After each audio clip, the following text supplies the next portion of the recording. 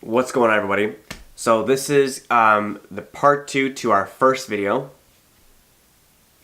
Part 2. This is going to be kind of like our 5 rules on finding a potential partner. Yasmin and I discussed. The top 5 things that have kind of like shaped our relationship. We have a pretty good, we have a pretty strong relationship.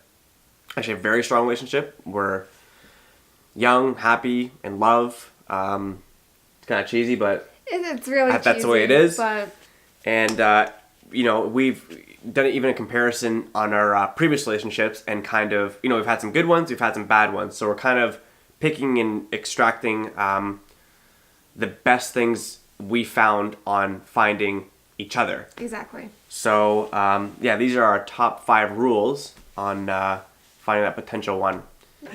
Number 1 is never love out of boredom. That's a golden rule. So to me, I'll start. So to me, when you're single for like 8 months or a year or whatever, and you're just like, maybe I should start looking for that person. Don't go like searching. Like don't like just like put all your eggs in one basket and try to search for that one soulmate, right? It's gotta kind of come natural, but you have to be like ready for it too. Like if you're desperate, first of all, that person's gonna know. Yeah. And you're only kind of like crippling yourself, because you're not gonna be yourself. You're going to be desperate, and they're gonna sniff that, right? They're gonna smell that in the water. It's like you're a bleeding fish, and that shark's gonna come and gobble you up, right? And they'll take advantage of you because of that, because of that desperation. Yeah. Because they know that they have the upper hand. Yeah. And instead of it being even in a partnership, Yeah. they'll smell that desperation, and they'll start to pull stuff on you, and start to push your limits as a person, and push your like morality, and whatnot, and your personal beliefs. Absolutely. So always be as strong as you possibly can as an individual, and then once like you're ready to potentially find someone, then whatever, give some signals, go be social and meet someone, right? But if you're just like, oh, I'm bored, bro, instead of like scrolling through Instagram, you're just like, you know what, I'm just gonna fall in love with somebody. It's not gonna work. You're gonna find the wrong person, and it's probably not gonna work out for either of you. So, and I found like with me, when I got in relationships, and I'm sure you did the same thing, you so want that relationship to work out that you just throw yourself into a relationship. And when all of your friends and even families come up to you and say, maybe it's not the best match for you. You guys aren't that, on the same page with things. But because you so want a relationship, and you so want to cling on to that feeling of love, that you start to make up excuses for that person. Like, oh no, she's like that, or he's like that because this happened to her. Or no, this is like this because you don't know what you're talking about. You don't know that person like I know that person. Yeah, exactly. But you you're make just excuses kind of fabricating this image in your mind to like shape this person what you want, because you don't want to be alone. You don't want to not have that little place in your heart that you want to fill with love unfilled. But at the same time, when you're settling for someone, you're filling it with based on like false pretenses. Yep, absolutely. It's completely false, so don't do that to yourself. In the long run, you're putting a block in your own road in finding someone that is a potential really good match for you. So you're it's kind of bad to say this, but you're wasting your time. Make sure you're content before you go on your quest. Exactly. So, all right. So rule number 2: don't settle for the first person who does show you attention. So with that, very self-explanatory. Plenty of fish in the sea. Right. So the first person who shows you a grain of attention, don't just immediately go for them, right? Because you're in that Cupid stage, that infatuation stage, right? And that could wear off extremely quickly. Like, even like a lot of relationships, kind of guilty of it too. You know, you're 3 months in, and that infatuation stage is like overwhelming. You're like, I'm in love. I'm in love. And then, you know, you're sweating because you're so happy and so in love. And then you start hanging out with this person a lot. And then, you know, you kind of ditch your friends, you ditch your family, you ditch your hobbies or whatever, all for this one person. And then you literally start losing yourself because of all this interest in this person. And then 6 months, you know, half a year later, their true colors come out, and you're like, oh my God, what the hell was I thinking? Yeah. And then you've wasted all this time, right? So play it slow and play it cool, right? Like, that's definitely what I learned too. Like, I've definitely rushed into a few relationships, and they didn't last forever. So go slow and keep it cool, and it's just going to be much better for you in the long run. Yeah. Also, don't get me wrong. I love love. You love love. Yeah, for sure. Who doesn't love love? That's a very integral part of a human's life, is to have love. Just don't get blinded by it, because love is blinding. Yep. It is a very intense emotion. It's actually one of the most intense emotions that we can feel. It's love or anger. Those are the two most extreme emotions that one person can feel. So it's completely understandable to, when you find something and you think it's love, it's very addicting. Just sit back. Take it slow. Take it slow. Don't rush in. Exactly. Feel out the waters. It's like when you go swimming, you just don't, well, some people do, you do this. You just don't dive. You do this. You don't just dive right into the pool as a shock to your body. Yeah. You slowly ease your way, and you just take your toe, you dip it, and you start climatizing yourself to the waters. Mm-hmm. So it makes the transition a lot more easier. True. You have to do the same thing in relationships. You just test it. One toe. So one toe. One.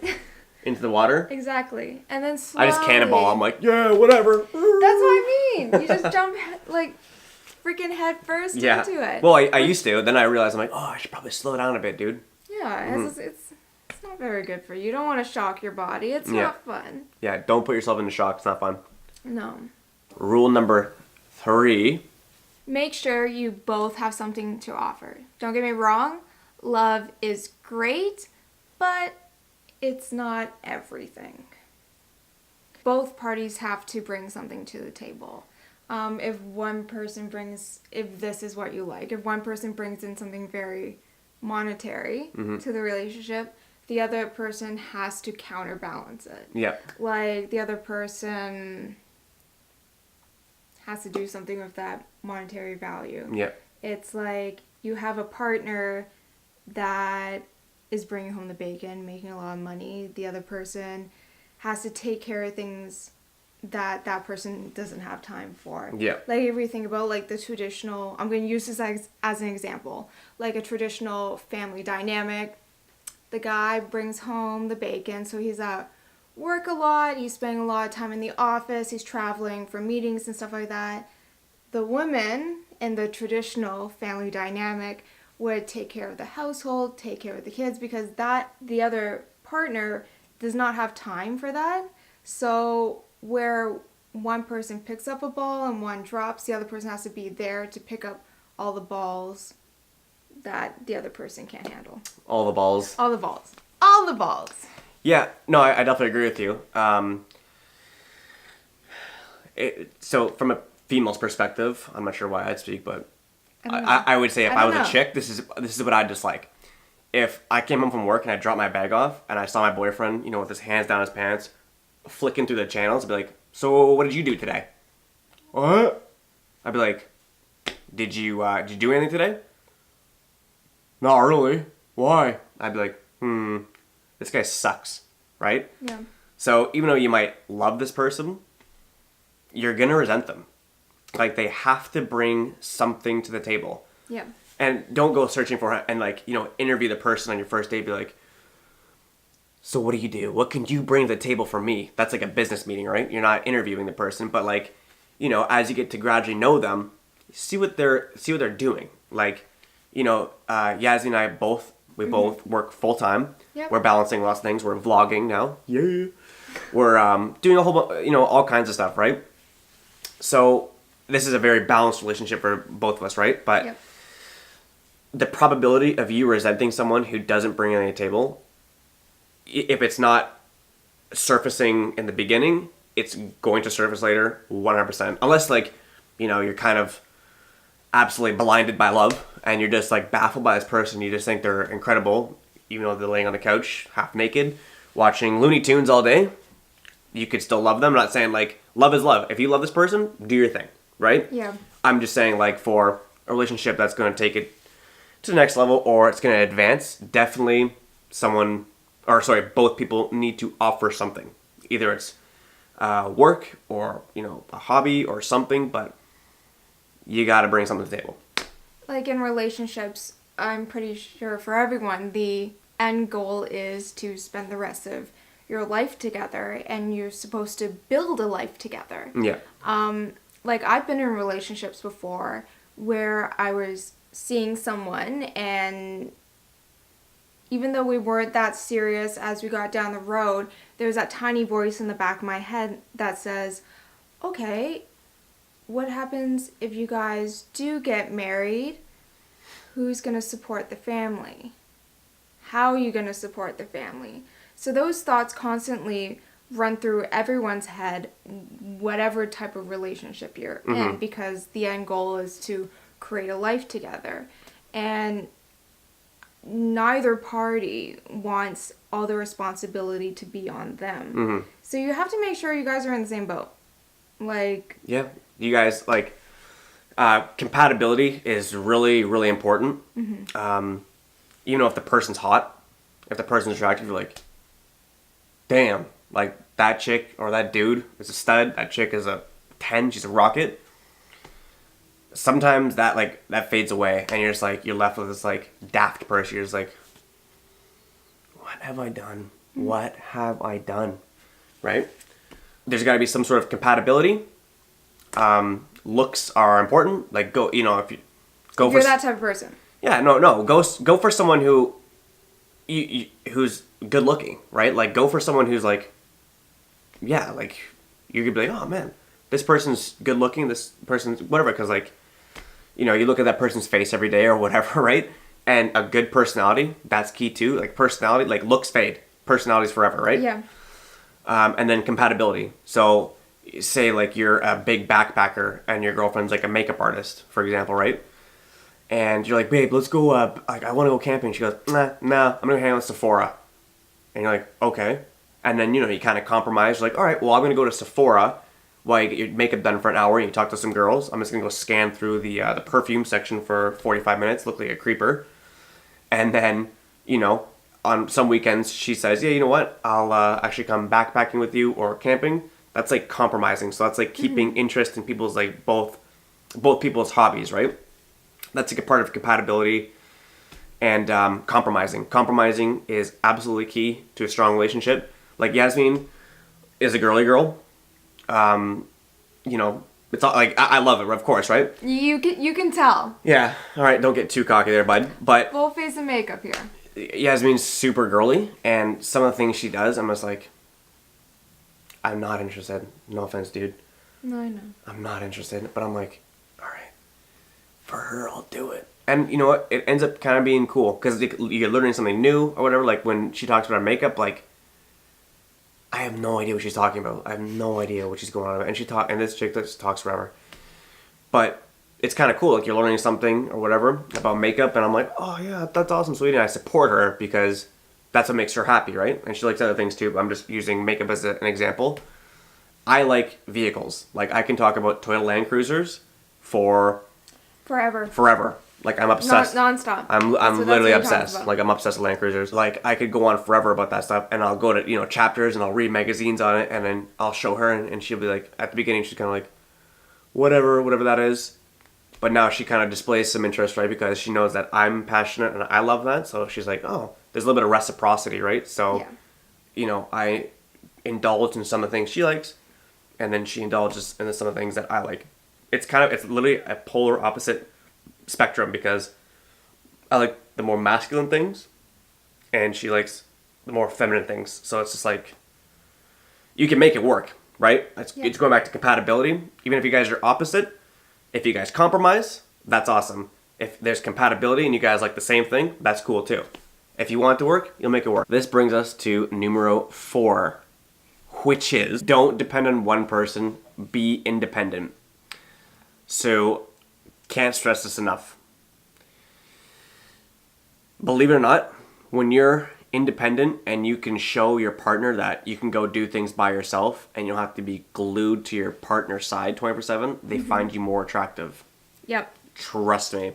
Is this not your partner shouldn't be your babysitter? If you guys are gazing into each other's eyes 24/7, you're gonna, especially if you live together like us.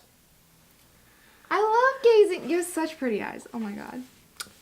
It doesn't get old for us, but like when you're together too often, it you know what I mean? Like, you start to nitpick at each other, and you kind of, like living together is hard, right? You're bringing two different people who've had two different lives. Yeah. Together in the same room. Yeah. You're gonna have some qualities that you're gonna disagree with. You're gonna have some habits that will bug each other. Yeah. But you know, you gotta have some space. It's important. Yeah. So be independent and do your own thing, right? Make your own, like, if you're obviously you're probably pursuing a career, make sure you're laser focused on that career, but it's about balance too, which we'll get to in our next point. But it's also about balancing, your friends, your spouse or your partner or whatever. But if you're broken, like if that foundation's broken, I think we actually referred to that in our previous vlog. If that foundation is broken, your partner's gonna see that, and they're gonna, start pinpointing like, oh, well, why didn't you go to work today? I don't know, I feel weird, I'm lightheaded. They're gonna be like, what are you talking about, dude? Interdependency is the best word. There's dependent, interdependent, and dependent. Don't be dependent, because the person will resent you. It's like having a child, right? Yeah. If you guys are both in your 20s, or not even, if you guys are both mature, whatever age. If you guys are both mature and in a mature relationship, if one person's dependent, the likelihood of them, feeling guilty about, not really doing anything is going to be high. And then you may start to resent them, or you might start to boss them around, because it's like a child. Mm-hmm. It's like having a child, right? Someone who's completely independent and doesn't need your love, you might resent them too, because everyone wants to be shown affection, right? So when you're too independent and, you can't boss me around, or I don't need you. Yeah. Like, I don't need you. I can do this by myself. It's like, okay, why am I here? Then? What's a partnership then, right? Yeah. So interdependency, I actually learned that from 7 Habits of Highly Effective People. I learned that from that book, Interdependency. It's a really good book, by the way. Check it out. If you guys want to read a book, read that one ASAP. Interdependency is, think about 2 scales. So there's dependency on one end, and there's independent on the other end. And interdependent sits right in the middle. So interdependency, you have to give and take with certain things. You have to be, it's like you're cohabitating together in the same environment. So if cohabitation is, so they have to be equal loving feelings, equal loving interactions. You have to be stable in your own self. That is very important, to be stable and have a good understanding of who you are and self-secured. And same with your partner has to have the same thing. Yep. So you're not constantly leaning on one another for... It's good to lean on one another if, like, you're going through some traumatic times and you need a shoulder to cry on and you need someone to comfort you. Absolutely, but don't do it all the time. Of needs, but exactly. Yeah, but don't do it all the time. You can't bring baggage into a relationship and expect your partner to carry it around for you. Like, you're my bellboy at a hotel. Yeah. And vice versa. Like, because that person has gone through things as well and they have their own baggage, it's your duty as a person to acknowledge your problems, and do whatever you want with it. My advice is open that luggage bag, start ruffling through everything that's in that bag and sorting them out accordingly instead of taking it and throwing it on the other person. And that's where interdependency comes in, because it's cohabitation. It's two people living together in the same environment, and each person giving the other what the other person needs. Another good book to read is called, I believe it's called The Seven Love Languages. So it's based on how people love and what they need, as everyone is different. Like, I like words of affirmation, someone saying a lot of loving things to me, and like touch is very important to me. So that's what interdependency is. It's filling the other person's needs, but not overdoing it where you're depending on that person. Yep. I know I went on a complete loop around to try to explain that term. I hope you were following. If not, I believe the comment section down below, or when we post this video, we will put a definition of interdependent, or we might just put up a slide with the definition on it written down, just to kind of sum up what I was saying. Mm-hmm. But yep. Yeah, that's a very important thing to do. Yep, absolutely. So this is rule number 5. Do you have to put your hand up every time? Yeah, I do. Make sure everyone knows it's number 5, okay? Yeah. Which is, might sound cliche, balance. Okay? I'd actually say balance and reciprocity. Mm-hmm. So reciprocity is kind of like, does everyone know what a reciprocating saw is? What goes around, kind of comes around type deal. It's like the art of generating kind of a revolving, exchanging responsibilities, shall we say. Mm-hmm. So, have to balance everything. Like, if you're going to hang out, like, guys, if you're going to hang out with your guy friends, if you're doing it every Friday and Saturday and your girlfriend's, like, sitting at home crying, she's probably going to say something. She goes, why are you not spending time with me? But the boys are calling me. The boys are calling me, bro. Yeah. She's going to get sick of it, and she's going to go, yeah, there's also this really hot dude at work, and he's paying a lot of attention to me. And Prince Charming will sweep her off her feet, and she'll be gone. Yeah. So you got to balance. If you got lots of friends, balance your career. If you're an active person, you live an active lifestyle, either bring your partner with you or balance it out too. Be like, hey, sweetie, I'm going to the gym at 1 o'clock, after 1 o'clock, let's do something.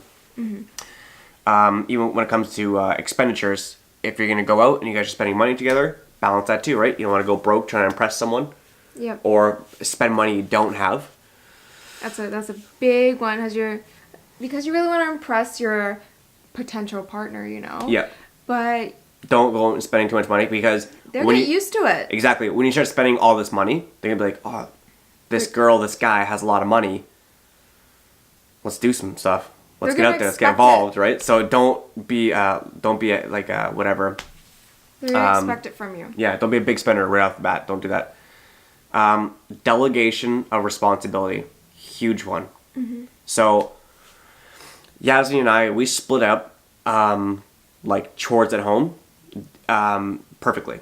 Like, I think in every relationship, I don't think anyone should just be, the woman just doing the cleaning the dishes, or the guy just coming home and scratching his fucking, you know what I mean? It's like, babe, I've been at work all day. With his hands down his pants and burping and, oh, babe, can you clean my dishes up?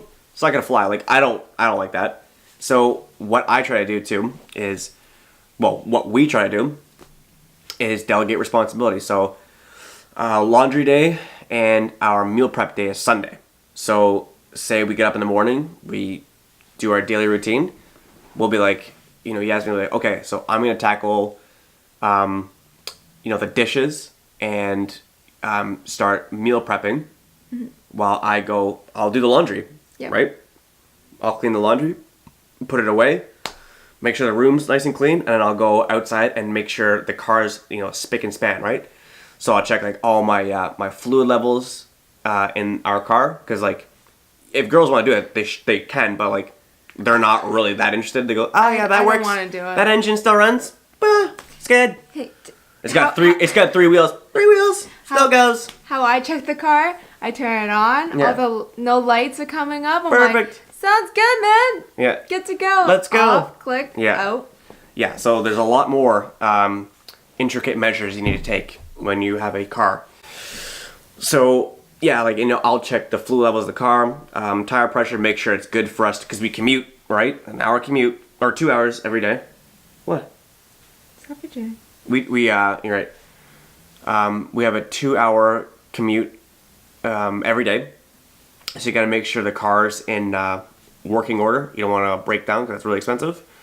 So I'll check the fluid. Anything that really needs to be done around the house that's kind of like handyman work, I'll probably do. Mm-hmm. I am in the trades, so I kind of know a thing or two about it. And then Yasmin will do whatever else she's got to do. Vacuum, whatever, right? I find a lot. I don't think this happens a lot in relationships, but with our relationships, we tend to do all of our tasks together. Yep. It's like, if it's like meal prepping, we both do it together. It's like, oh, I'll start, if it has something to do with like grilling and using the barbecue, you tend to like barbecuing. Yep. You're a lot better at it than I am. Hell so yeah. I'll be like, okay, you can do all the barbecuing while I do like the vegetables in the oven and bake them. So I find like we do a lot of stuff together, and then like clean the bathroom. Okay, you get this half of the bathroom, I get this half of the bathroom, and work your way out and work together in the middle. Or do it together. If you don't want to like even assign someone tasks, because someone's like, well, I don't want to do the dishes today. Do it together. Do it together. Get it done. It takes like half the time if you're both doing it, right? Two hands. And then no one resents one another being like, dude, I've done the dishes. I'm not sure I have a Brooklyn accent. I've done the dishes, 3 weeks in a row. Like, why don't you step up and clean these dishes? No one wants to do them, right? Go do them together. And then no one complains. And then it's done faster. Meal prep is important. We eat healthy as hell. You know? We usually have grilled chicken, vegetables, stuff like that. So I'll go grill the meat because I know how to handle meat. And we'll throw some vegetables in there or whatever. And then she'll take care of like the rice, whatever. And we just divide the tasks in half. And it's just much faster. Just divide and conquer. More efficiency. And those, what? No, keep going. Yeah. I was going to say another. Who are you? Another tip. So another key factor in every relationship, communication. Speak up. Don't just sit there and cry when your partner is annoying you.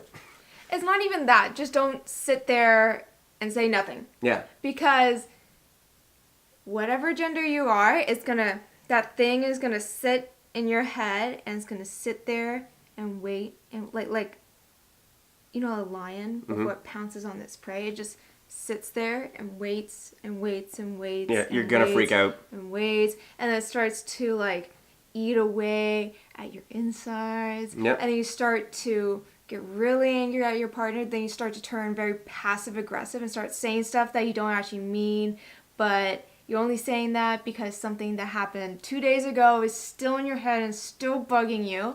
And then before you know it, you're going to forget the actual thing that pissed you off to begin with. And then your partner is going to realize and be like, oh my God, what did I do wrong? Yeah. And then they'll confront you about it, and you're like, you know what? I don't even know. And then you start like making up stuff about the other person that isn't true. Mm-hmm. It's not true at all. And then it's just going to snowball into this one ginormous big fiasco that turns into some resentment too. Yeah, that is very easily avoidable if you just communicate with your partner in a way that is not very like aggressive to them. Yeah. Just sit them down. I know this is a lot of psychologists like to use this in couples therapy, like, I feel. Mm-hmm. But that's a good way to say it. It's like, if I would say, you're like, oh, I feel like in that situation you did this, and it made me feel like this because, and then elaborate on it. Yep. But don't be dramatic about it, because if you're coming to a table in a very aggressive way, in a very accusing way, that's going to trigger something in your partner to start getting defensive, and then you it'll erupt into this huge fight, which at the end of the day you don't want. You're in a relationship, you're living with that person, you want to build a life with that person, and every interaction you want to be with is on neutral ground and with very loving and affectionate and fair encounters with one another. Yep. So, gentlemen, grow a set of balls. If someone's making you upset, say it right then and there, and then don't yell at her. Don't don't win the argument by intimidation or raising your voice. That's for weak men, right? You gotta talk to her on a sophisticated level, but tell her if something's bothering you. Right away, tell her. Be like, hey, don't like this. How about we try doing this? Or like, what can we do about this problem? Don't let it persist, because then there's gonna be resentment, and it could end. And same thing with you ladies. Don't be like, oh yeah, that's fine, sweetie, and then go to your work and be like, oh, my boyfriend's a fucking asshole, or my husband's an asshole, or whatever, right? And then it just gets worse and worse and worse, and then more problems arise, and then the household is, it bursts into flames. Don't do it. Speak up right then and then when you have a problem. Like, just voice up, right? Like, don't worry about getting into a fight, because it's going to be a low magnitude confrontation at the beginning, or if you solve it right then and there, as opposed to a ginormous fight when someone, just freaks out because they've had enough, right? They're literally steaming out their ears because they're so upset with something, right? So resolve the issue right away and flatline it immediately, right? That's what I learned too. Don't let things persist, because, like you're saying too, passive aggressive. A lot of people just like brush it off and say, "Oh yeah, whatever, we'll let it slide this time." Passive aggressive nature is absolutely real, and it's not fun. You don't want to do that, because that could be devastating on your relationship. Yeah, it can be very detrimental. Yep. Very detrimental. Yep.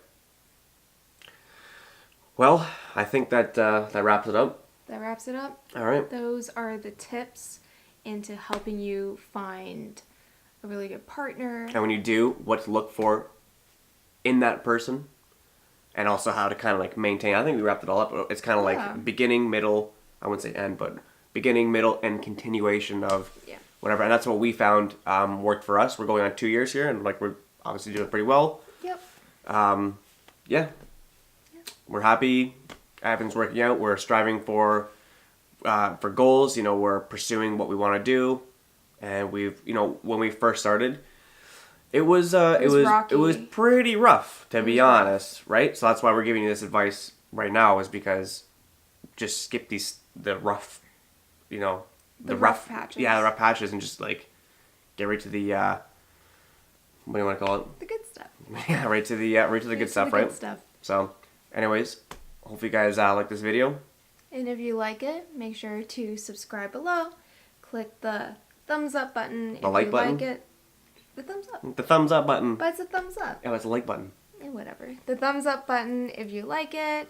And if you have anything to say, don't forget there's a comment section down below that you can leave a comment for us. If you like this video, tell us what content you want. If you like this, say, hey, do a video on this. And then you guys will be like, all right, then we'll do a video on it. We'll make it cool. We'll make it interesting, right? Yep. All right. Thank you. Bye, guys.